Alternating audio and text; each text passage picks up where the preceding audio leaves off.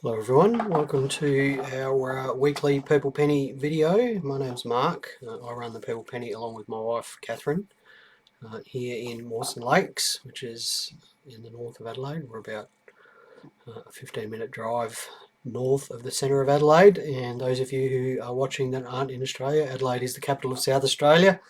And if you're wondering where South Australia is on the map of Australia, it's in the middle at the bottom. The Purple Penny's been here for 3.5 years, and we've been doing these videos for a couple of years now.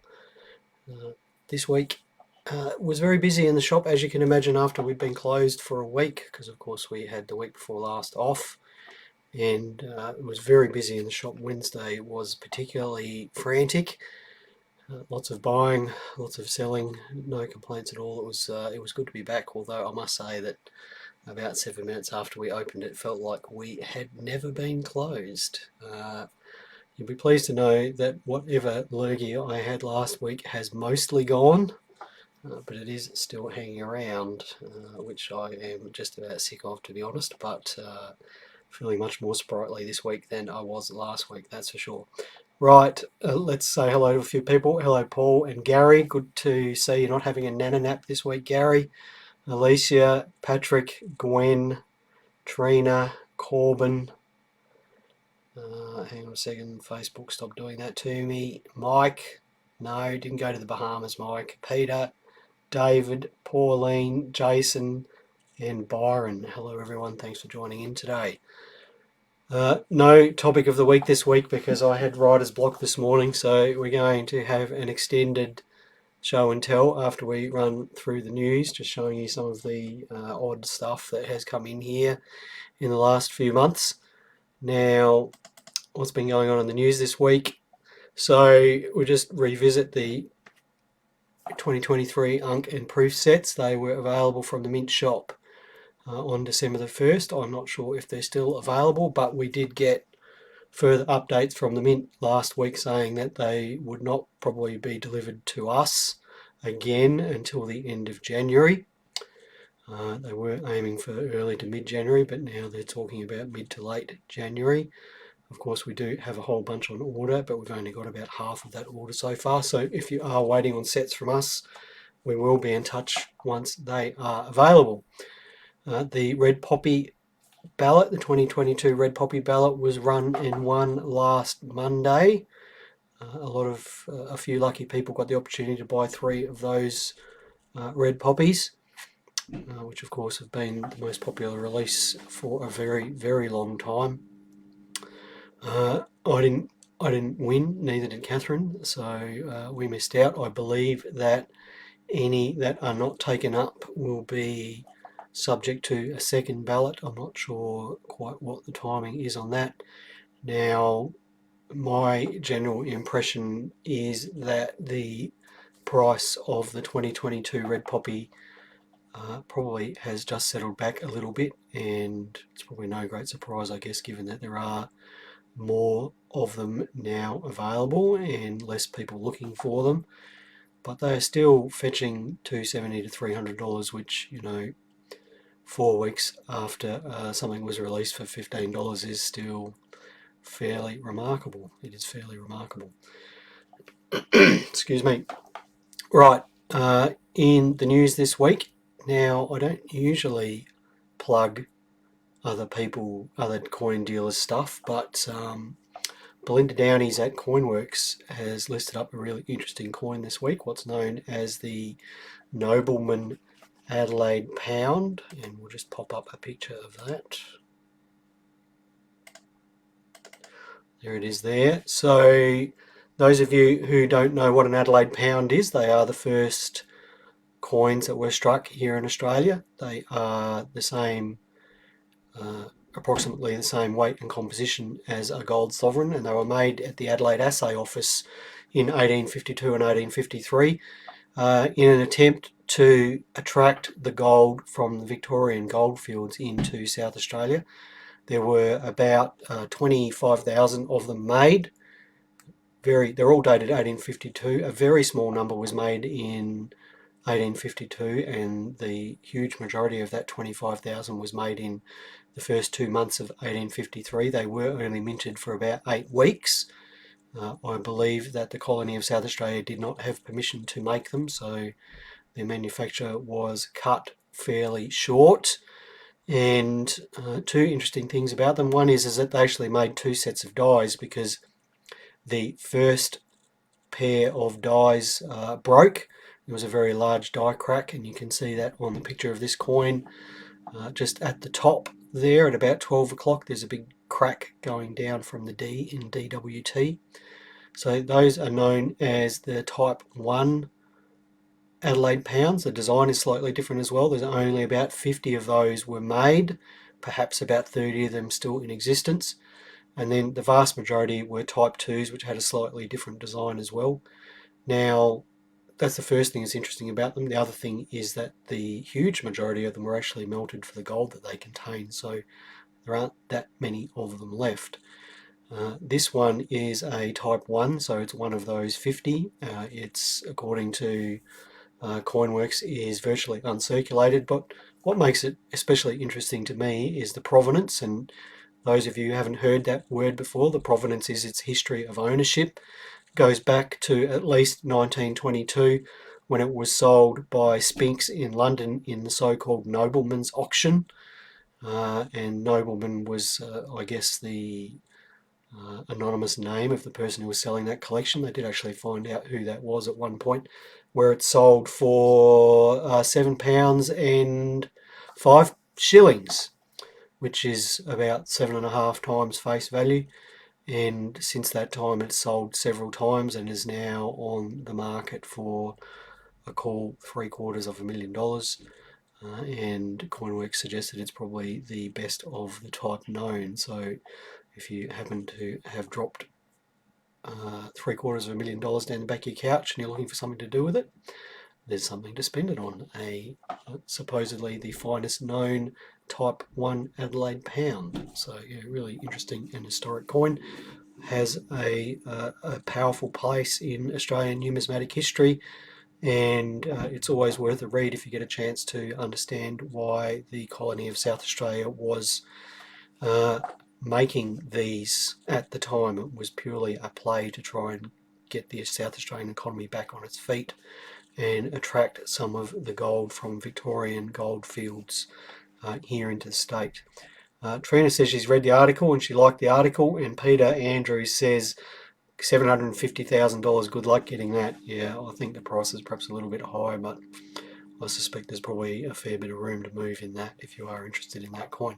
Hello Aaron, welcome to the video today. Right, let's go back to the news here quickly.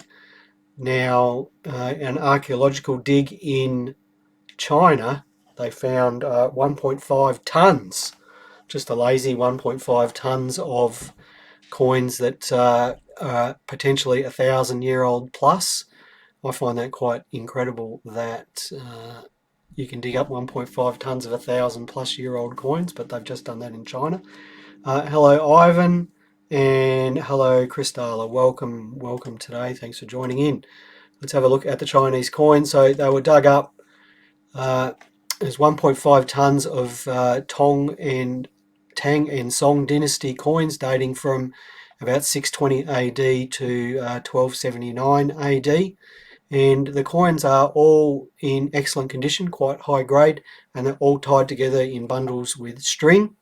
Now, they were found in Yangqing City, which is in eastern China. It's north of Shanghai, and where it was found was amongst the ruins of some wells and some stone buildings.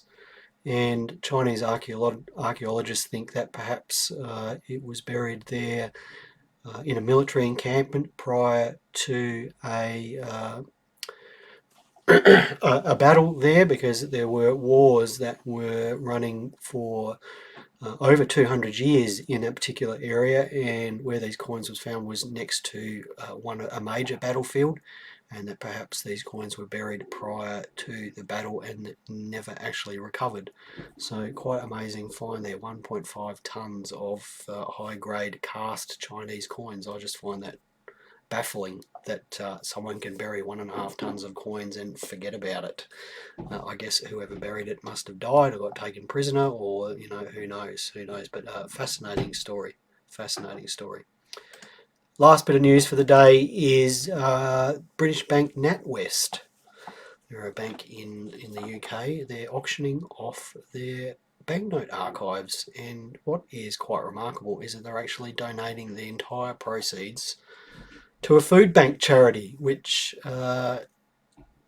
is probably fairly unusual behaviour for a bank, I guess, to be donating money of that magnitude to a bank, to a food bank charity. We'll just have a quick look at that. So NatWest, of course, is a bank in the UK, and they are auctioning £21,000 of face value of notes, and they're estimated to fetch about £400,000. The notes date back to just prior to World War One, so 1910 or thereabouts, right up to the modern day. The news article I read probably suggests that a lot of the notes are modern and have special serials, and that's perhaps why they were kept in the archives. So there you can see a Scottish £50 note with double A prefixes and solid eights on the serial number, and that's expected to fetch about £2,000, which is about $3,700 or something like that. So if you are interested in English and Scottish banknotes and you're after sort of special numbers and serial numbers and things like that, it might well be worth getting onto the Spink auction, because Spink are holding the auction, and having a good hard go at some of those banknotes. And the money will go to a food bank charity in the UK. So kudos to NatWest for doing that. I can't imagine an Australian bank doing that sort of thing here. Right, we'll have a look at some comments before we go into our extended show and tell. So Peter says the Chinese coins was a turbulent time. Also, the Mongols invaded later in the 13th century. So the Mongols actually, along with one of the two countries that I'm just talking about, actually allied and ended up overcoming the other group of Chinese people. I'm sorry, I've forgotten the names of those. So what's Peter saying there about the Mongols is quite correct. So they could well have been buried by the side that was defeated before they were overwhelmed by the Mongols and the Tang dynasty. So yeah, it's a really interesting theory. And yeah, that is how it could be forgotten. I've certainly read a lot of articles about buried Roman hoards where people bury their personal fortune when an invasion is coming, fully planning on coming back to get it, but then of course the invasion comes and everyone flees and they never come back. So there's no reason why that wouldn't have happened in China. Wayne is saying here, the layout of your PP store is exceptional. Great display and pricing. Thanks again for your recent purchase. Wayne, that's fine, mate. I'm glad that you like the website. Wayne bought a penny set off of us on the weekend and popped in and picked it up on the weekend. Wayne and his son are both long-time customers, and it's always good to see both of them here in the shop. David Trotter, my thought bubble of the week. Unless you are desperate and must have the 2023 mint and proof set prior to Christmas, please don't pay over recommended retail price. Well, I've been saying that for the last month. I don't understand why anyone's paying more than RRP for it unless you want it for a Christmas present. You're really just burning money if you're doing that. It seems a bit odd to me.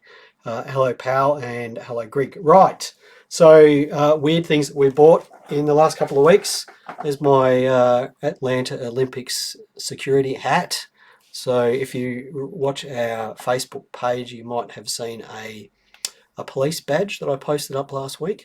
That came from a person in the northern suburbs of Adelaide whose husband had been in the Australian police force for 40 odd years, and as part of his service he actually went to the Atlanta Olympics in 1966, in 1996 I should say, and served as a security officer there, and as part of his role he got this lovely pith helmet, and the most amazing thing about this pith helmet is it actually fits on my head because I have a giant head. So she was kind enough to bring this in, which I am well pleased with.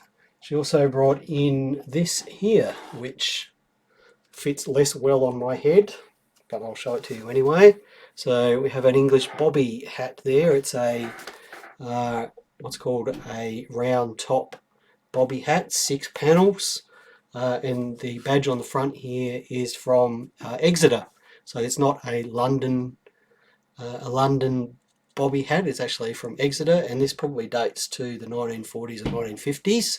It wasn't this gentleman's hat. He's probably swapped it with someone in the UK on a visit over to the UK. So we've never had a police hat before. Now we've got two. This one here I'm super stoked with.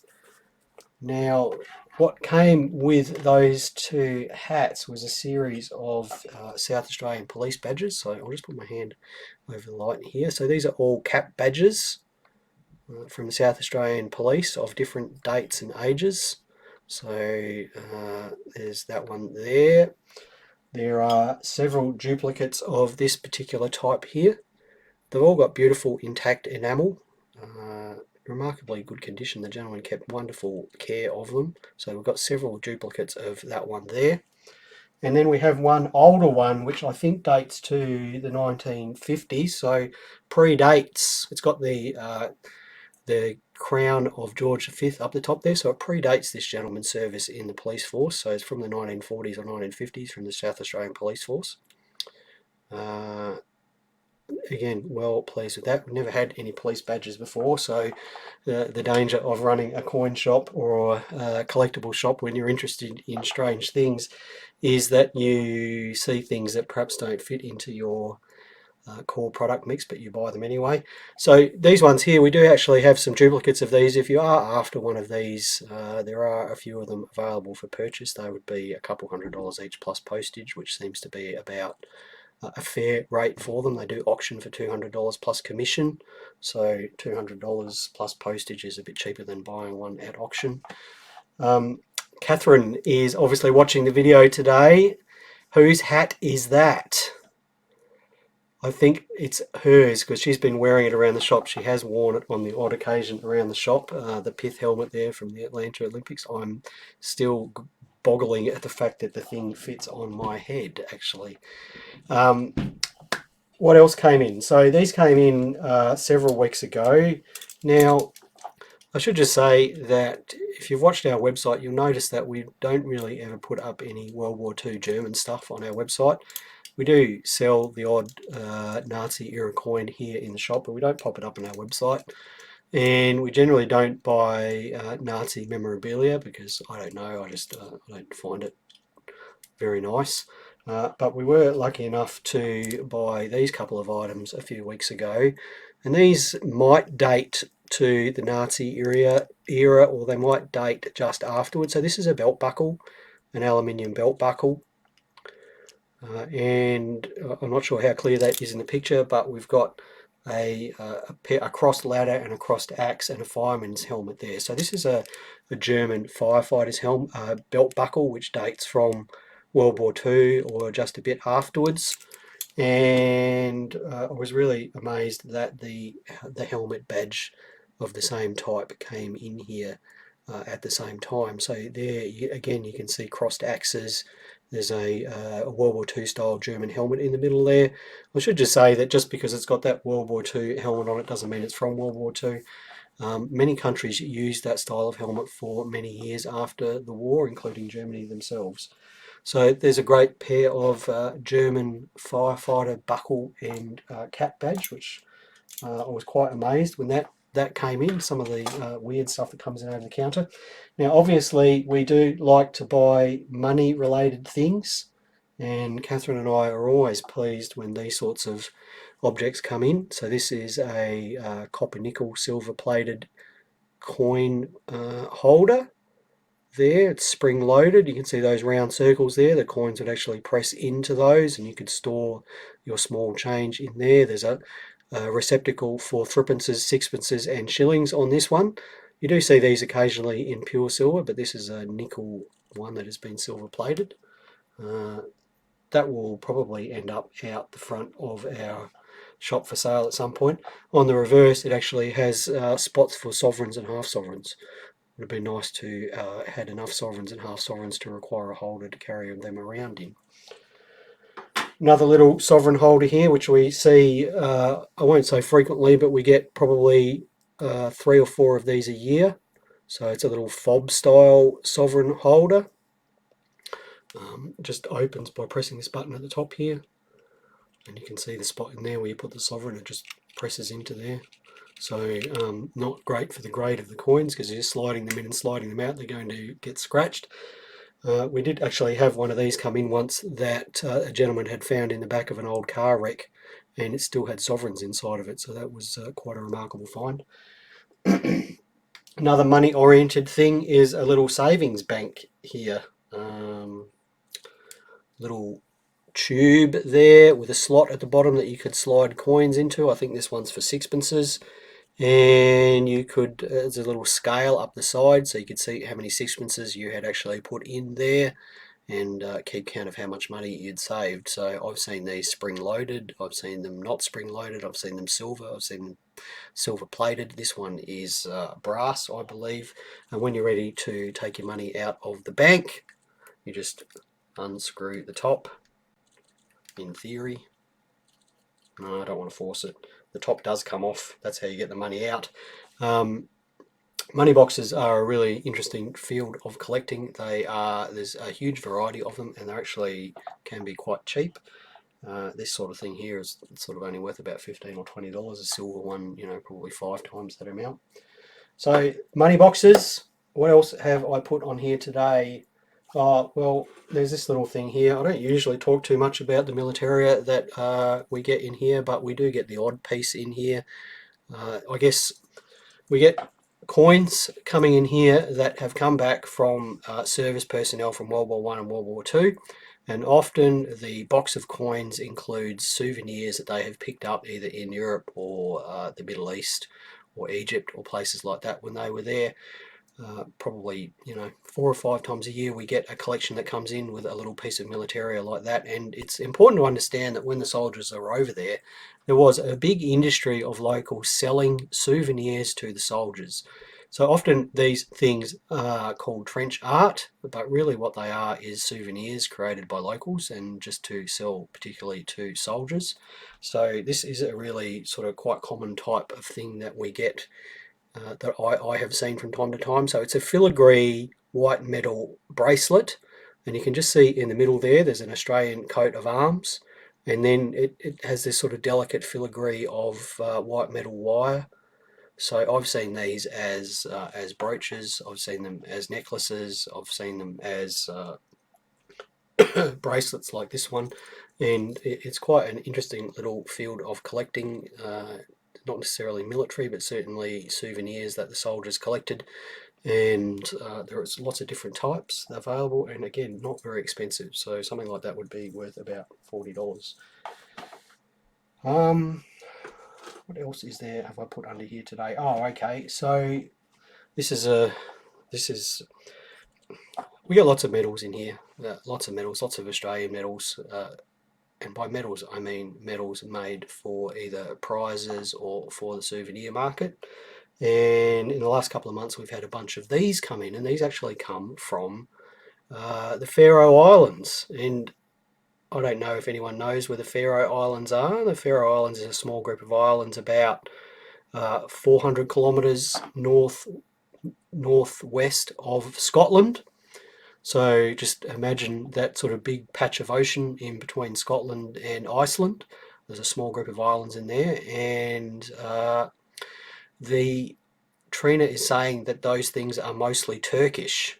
Trina, they're mostly from Egypt and Lebanon, actually. That's where most of them seem to have come from, Egypt and Lebanon during World War II. So they were picked up there by AIF soldiers who were serving in Egypt and the Middle East during World War II. Right, anyway, the Faroe Islands, a small group of islands just 200 miles northwest of Scotland, in between Scotland and Iceland, and it's part of Denmark, believe it or not. Even though it's nowhere near Denmark, it is part of Denmark. And these are a series of medals that were released in the 1970s and early 1980s. And I'll just read off of the side who they were released by. The series was conceived by Anders Nyborg, and he conceived a series of medals that were all designed by different artists, and they are thick cast bronze things. So you can see how thick that is.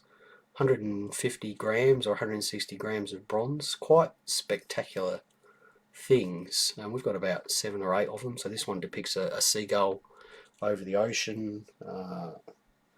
This one here shows a bird there. Very high relief. You can see how high relief that is. Just shows a bird on one side and some flowers on the other side. 5,000 of each metal type created. I'll just show you a couple more. So this one here is sort of a bit cruder, I guess. It shows some wildlife there, sheep I should say, and then on the reverse a bit more of a abstract design. So we've got 7 or 8 of these. They are for sale. They would be $40 posted. If you did want one of these and you're interested in anything that you see here, please, give me a yell, and they would be $40 posted. I can take better photos if you want a better photo of them, but quite remarkable pieces of design. And when they came in, I was a little surprised that they weren't worth a lot more, but they're not. So these would have been sculpted in clay, and then a mould made from those, and then each one cast by hand in bronze and finished off. Each of them is actually leaded on the side. So they are medals from the Faroe Islands. I think that's it for today. I think I'm done.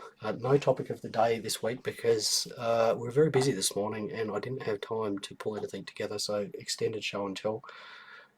Thank you everyone for watching. If you do have something that you would like me to talk about next week, please do contact me. I'm looking for inspiration at the moment. We're only going to be doing a couple more of these videos this year. There'll be a giveaway next week. One of our lovely customers brought something in and asked us to give it away for Christmas, so there will be a giveaway next week. Here it is, just here. It's a Canadian Remembrance Day souvenir silver coin there in a card.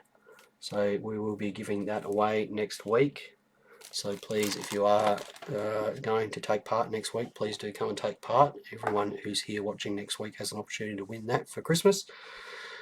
Thank you everyone for watching. Thank you for your comments. As always, it's the interaction that makes these fun. And happy collecting. I hope you, if you want a red poppy, that you've managed to get one. If you haven't, don't worry. They will. I'm sure the prices will come down. And we'll see you next week. Bye everyone for now. Have a great week.